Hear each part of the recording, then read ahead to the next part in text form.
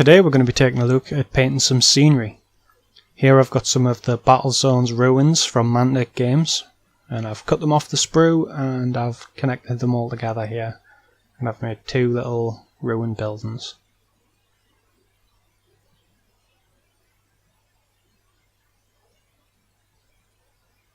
I've also added on some etched brass pieces just to decorate them a little bit further as well. The etched brass sprues I got on Kickstarter a couple of years ago. I'll leave a link to their website down below where you can buy some for yourself. They do a few different types. The ones I bought were the Mantic Games Dead Zone ones and post-apocalyptic. The Mantic ones, they go really well on the Dead Zone ones just to take the details a bit further. So to start with, we're just going to undercoat this whole thing black. I'm using an airbrush here for quickness, but you can spray paint it or use a brush or airbrush if you want. Then using shadow grey, which is now the Fang if you're using the new Citadel paints. I'm just going to be painting quite heavy over this, just getting it into all the details and just cover the entire model. When it comes to painting the flooring, you want to be starting from the wall and then painting out from it, just to make sure you get full coverage on there.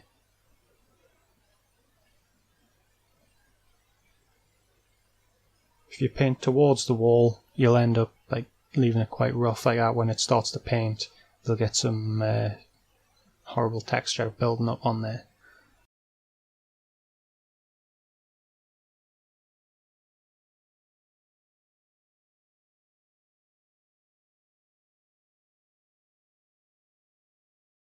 Next we're going to use a black wash, and we're just going to paint over everything. It's going to sink into the recesses, it's going to tint the blue-grey of the paint. It's going to give you a nicer effect. When it comes to the ladder, you just want to be jabbing your brush into there, just to make sure you get a lot of it. After that, we'll be using Space Wolves Grey and Shadow Grey, which is now Fenrisian Grey, and the Fang in a 50-50 mix. And we're going to be applying that using quite a heavy dry brush. And that's going to start colouring all of the higher edges of the wall panels.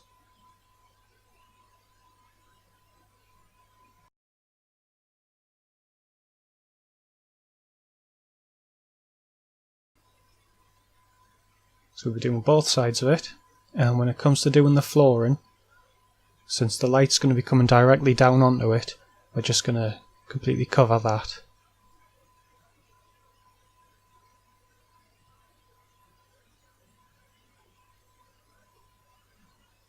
And then using Space Wolves Grey, which is Fenrisian Grey now, then be doing just a dry brush to hit all of the highest points of the detailing.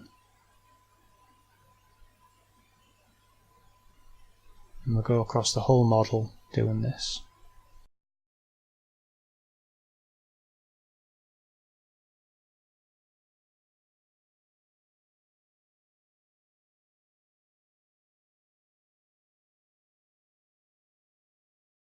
So the next stage, we're just going to be grubbying up the bottom of the scenery, just where it'll be in contact with the ground and dirt will have kicked up and everything. And we'll also be doing the flooring as well. So just brown wash, don't need to be particularly careful with it, although do be careful not to knock bits off. So once this wash dries, it'll give it a really nice grubby look. When it comes to the flooring, just again, no need to be neat. We're just going to be putting it all over there. And we're going to be using a black wash as well while this is still wet. And we're going to mix that on the scenery, just on the flooring, and it's going to give it more of a more of a used look. People have been running across it and it's just got a lot of dirt and grime building up on it. Then with these little pieces on here, we're going to use Avalon Sunset just to break up the colour in a little bit, give it a little bit of interest, so it's not just all bland blue greys. So just using a thin brush, just trying to be neat.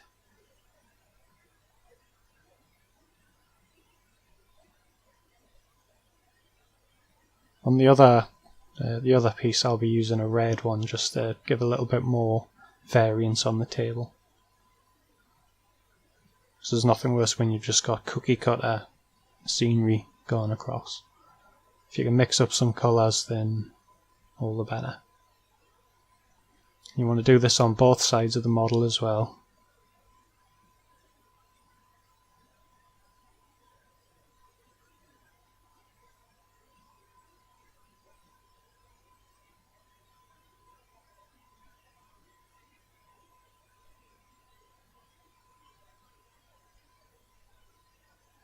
I also added in some colouring on these little connector panel pieces as well. Now I'm going to use a yellow wash on all of these yellow pieces we've just painted. This is going to give you a nice little gradient to the colouring on it. Again, it just helps it stand out a little bit and breaks up some of the colouring. And we do this on both sides as well. And with that you can see a nice little gradient there. And next we're going to be using some lead belcher, and we're going to be painting in all of the exposed metal pieces. So where there's been blast damage and bullet holes, it's going to be adding some of this in just to show the metal underneath. And we'll also be adding some onto the pistons on the walls and also on the ladders as well. I'm not doing the rebar as silver. I'll be painting that separately.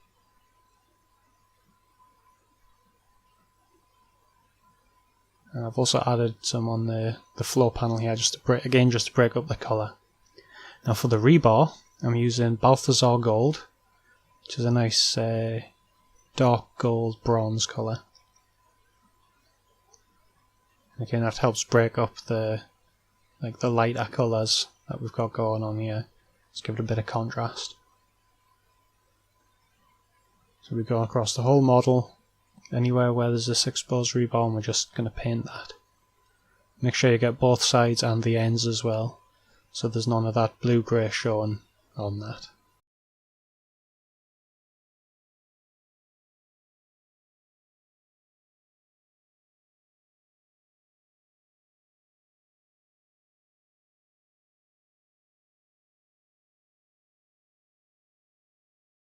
And with that done, we'll then be doing all of the blast damage on here. We're going to be using the black wash. Just going to go over all the edges where there's some damage on there. That's just going to give you a nice little effect of like soot and just some burn marks. You'd expect to see some damage like that when whatever's been blowing these apart, tanks or rockets or whatever. You'd expect some fire damage on there. So I'm going to go around the whole model looking for all these bits of damage, and you'll be doing both sides of them as well.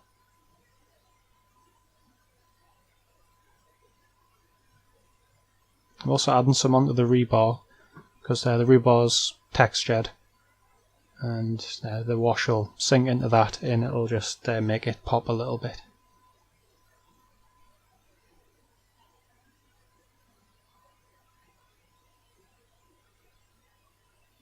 I'm also adding some on this floor panel because I've ended up putting a bit of metal work through onto that as well.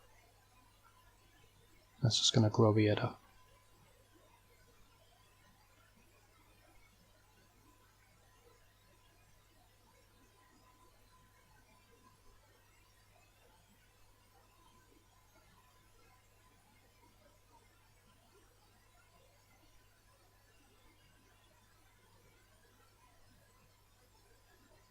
So you don't need to be neat with this, just slap a bit on.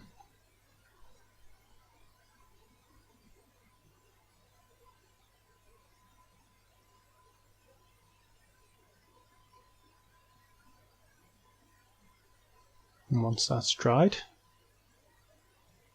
got some nice looking ruin scenery for post-apocalyptic games. Doesn't matter what you play, whether Dead Zone, Necromunda, Infinity. Got some nice sci-fi scenery.